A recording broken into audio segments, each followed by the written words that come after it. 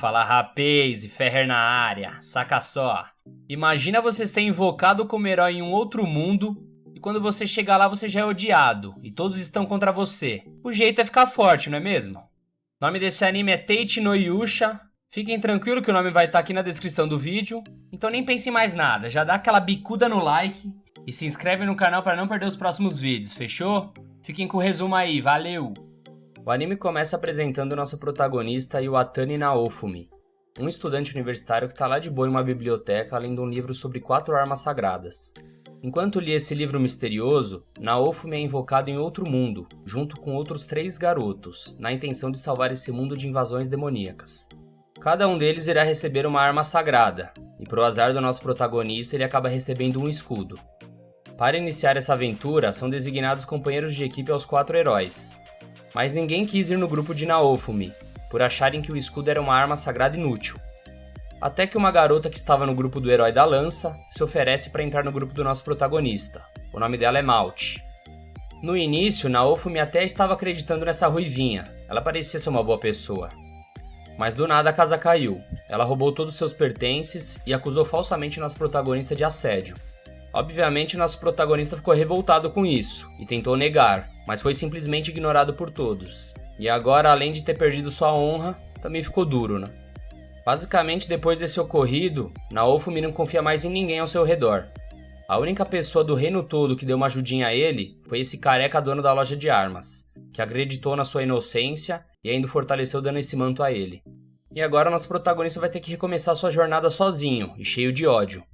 Então ele parte na intenção de subir de nível e conseguir alguns recursos, derrotando alguns monstros e colhendo algumas ervas. E assim, Naofumi consegue ir desvendando as funcionalidades e habilidades da sua arma. Pô, ter ganhado um escudo é sacanagem, né? Anoitecendo na cidade, alguns bandidos abordam nosso protagonista na intenção de roubá-lo. Mas com alguns monstros que Naofumi escondia nas suas roupas, bem parecido com o Pac-Man por sinal, ele consegue colocar esses bandidos pra ralar. Nisso, um comerciante de escravos observa nosso protagonista lidando com os bandidos e chega para conversar com ele. E ele sugere que nosso protagonista adquira um escravo, que estaria ajudando ele a derrotar alguns monstros. Assim ele conseguiria subir de nível e ficar mais forte também. O problema é que o Naofumi estava mais duro que o meu Malaquias quando eu acordo, e ele não tinha muito dinheiro, mas ele acaba aceitando a proposta. E dando uma olhada nas mercadorias dos escravos, ele decide comprar uma guaxinim semi-humano, que estava em promoção. O nome dela é Raftalia, e ela estava doente. É colocado um selo de escravo para oficializar o contrato, evitando que ela o traia ou desobedeça suas ordens, e caso negue essas ordens, sentirá uma dor insuportável.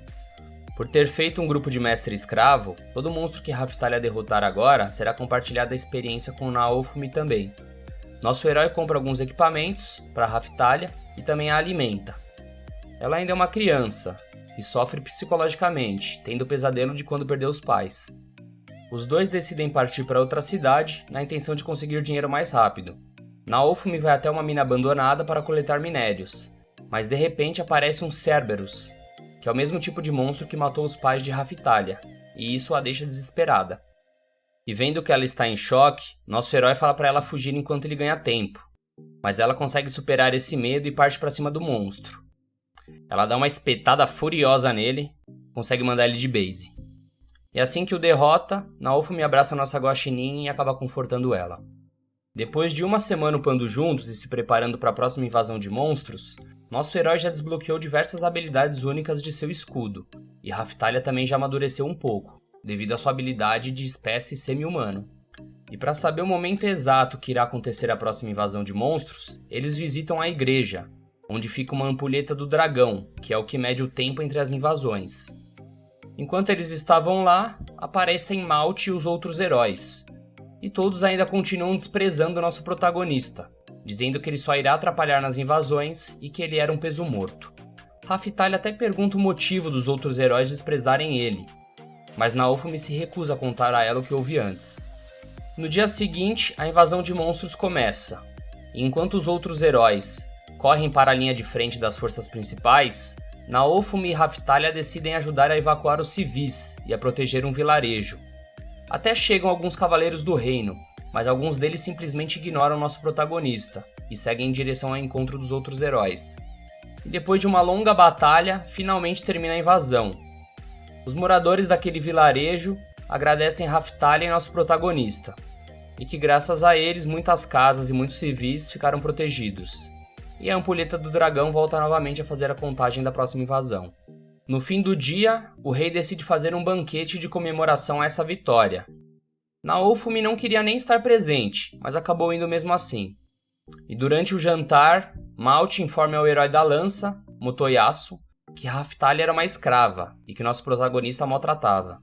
A ruivinha tava botando pilha pra ele fazer cagada, né? Ouvindo isso, Motoyasu decide desafiar Naofumi a um duelo, valendo a liberdade de Raphtalia.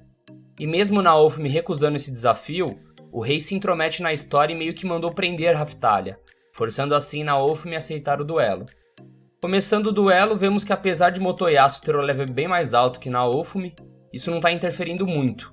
Nosso protagonista consegue usar muito bem as habilidades do seu escudo, obtendo vantagem no duelo. Até que uma hora, aquela ruivinha Rombex novamente entra no caminho do nosso herói. Ela simplesmente está com uma magia de vento em Naofumi, abrindo espaço para Motoyasu atacar e sair vitorioso no duelo.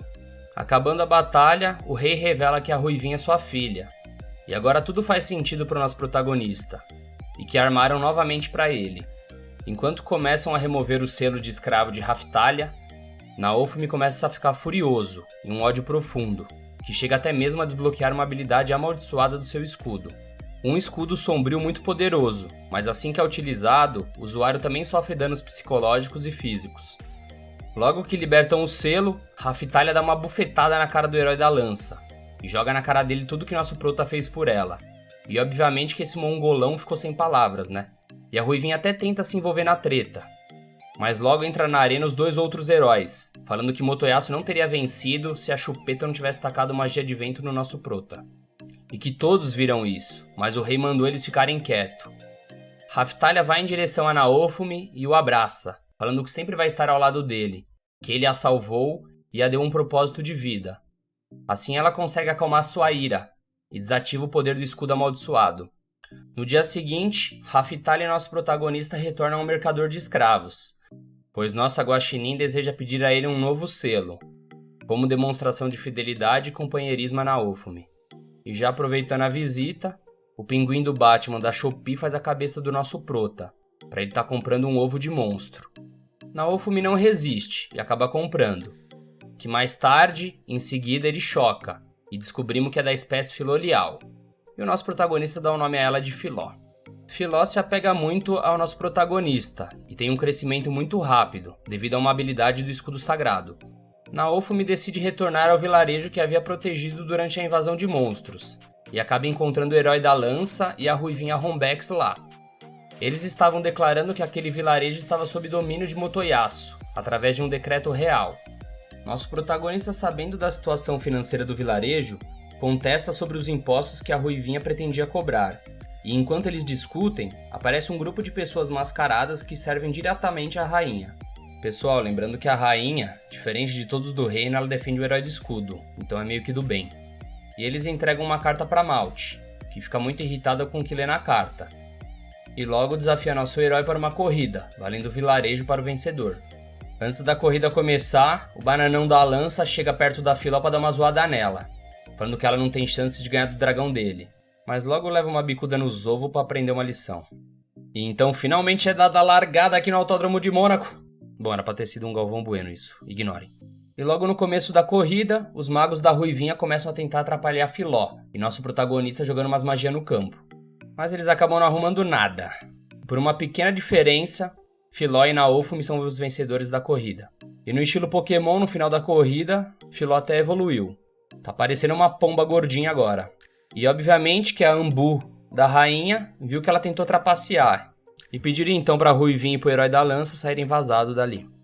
Por ter vencido a corrida, o pessoal do vilarejo até tentou oferecer algumas coisas pro nosso protagonista, como recompensa. Mas Naofumi, a pedido da Filó, quis apenas uma carroça, que é basicamente um brinquedo de Filolial, rapaziada. Eles gostam muito de carregar carroça. No caminho de volta ao reino, o grupo do nosso herói acampa numa floresta para estar descansando. E quando acordam tem uma pequena surpresa.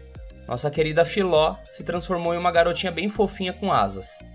Chegando na capital, nossos heróis passam na loja do cabeça de Rexona Rolon, em busca de roupas para Filó. Afinal, toda vez que ela se transforma, a roupa dela rasga. Mas o Rolon indica a Naofumi a ir em uma costureira. Quando chegam lá, a costureira diz que precisa de fios mágicos para fazer uma roupa especial. Agora o nosso protagonista vai ter que ir atrás de pedras mágicas para estar conseguindo criar esses fios. Em direção a conseguir essa tal pedra, eles irão escoltar esse comerciante de acessórios, que no meio do caminho alguns bandidos atacam a carroça, que até tentaram fazer algo, mas sem surpresas, né? Acabaram todos amarrados. E não satisfeito, nosso protagonista ainda pegou tudo que eles já tinham roubado antes, mas pelo menos poupou a vida deles. Satisfeito com a ajuda de Naofumi, o comerciante resolve ajudá-lo com alguns contatos, o apresentando para outros comerciantes, e consegue até mesmo arrumar uma autorização para minerar essa pedra mágica, com um precinho bem em conta. Procurando a pedra mágica, nossos heróis encontram uma tumba abandonada de um antigo alquimista, que continha uma semente amaldiçoada. O único problema é que ela havia desaparecido de lá, e então eles continuam a exploração na tumba. Eles encontram uma sala cheia de pedras mágicas, mas o problema é que tem uma quimera que tomava conta de lá, e o bicho soltava até raios, sinistro. Mas combinando seus poderes, eles conseguem derrotar a quimera e obter a pedra que procuravam. E agora finalmente eles conseguem produzir o fio mágico que gostariam, e fazer o vestido mágico para Filó. Seguindo a sua aventura, nossos heróis foram encarregados pelo comerciante a entregar alguns herbicidas para um vilarejo. E chegando lá, eles descobrem que o local foi tomado por uma planta monstruosa. E também descobrem que o motivo disso tudo é porque o herói da lança Motoyasu junto com a Ruivinha pegaram aquela semente amaldiçoada da tumba e plantaram nesse vilarejo, com o intuito de acabar com a fome local. Mas a planta é amaldiçoada e começou a atacar os aldeões. Para variar aqueles dois chupetas causando problemas, né? O pessoal do vilarejo pede então que nosso protagonista e seu grupo resolvam isso para eles. Naofumi consegue derrotar a planta monstruosa e também faz uma alteração na semente dela, retirando a sua maldição. Então agora iria crescer somente frutos, e não um monstro como antes. Após resolver isso, nosso protagonista pega algumas frutas como recompensa e leva até o comerciante para tentar vendê-las, que compra dele e já pede um novo serviço aos nossos heróis, que é levar alguns produtos e uma cidade com fontes termais. Chegando lá, durante a noite, Raftalia vê nosso protagonista penteando o cabelo de Filó e fica com ciúmes da relação dos dois. Ela decide então sair no meio da noite para tentar procurar uma pedra preciosa que ouviu falarem nos corredores que alguns pássaros colecionavam. Ela sai escondida, mas no caminho encontra Filó, que está à procura dos ovos desse mesmo pássaro. Só que enquanto elas procuram esse tal pássaro, elas dão de cara com um monstro javali prateado, que persegue elas até o ninho do tal pássaro. E todo desengonçado, acabou com os ovos e com as pedras preciosas. E elas não gostaram nada disso, né? E acabaram com a raça do javali. E a carcaça dele valia muito dinheiro. Então elas vendem o javali e usam esse dinheiro para comprar um martelinho dourado para o nosso protagonista.